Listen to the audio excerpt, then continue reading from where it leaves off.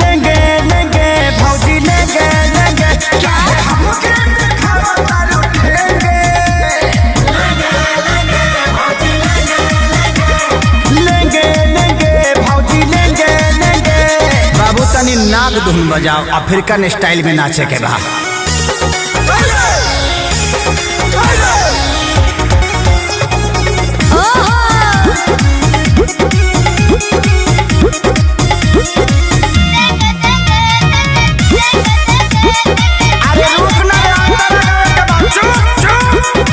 भौजी रूगल बेचा आरे लीची ले ला देखे के पागल बाजार भइल बा हो जवार भइल बा गाछी के फल फलादार भइल बा हो तो यार भइल बा हर ले ला हो पैसा न पावे आज दे दाम उधारे कहे दे मार दुलारे हे भौजी होई फल रसदारे। अच्छा कूदे जैसे देंगे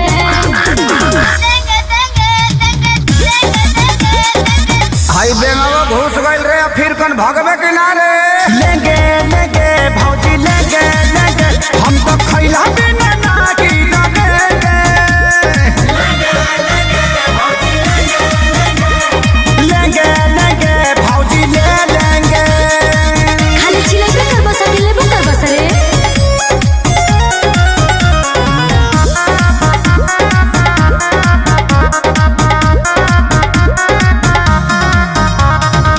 जल्दी से ले लो ना तो कम हो जाए हो खत्म हो जाए। अच्छा बड़ा कम जोर तो निगम हो जाए बॉडी बम हो जाए।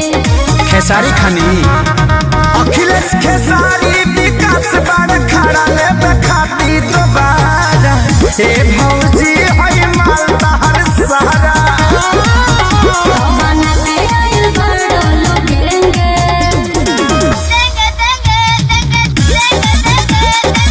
चुप हो जाना तो जहाँ साइज बड़ी वही जी भेज दे।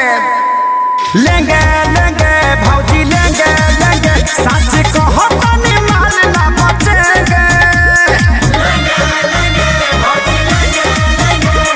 लेंगे लेंगे भौजी ले लेंगे। बड़ा निमन गो की बड़ा लो एक बार में सब ले ले लो। बड़का गांव पंचायत के पैसा है भौजी।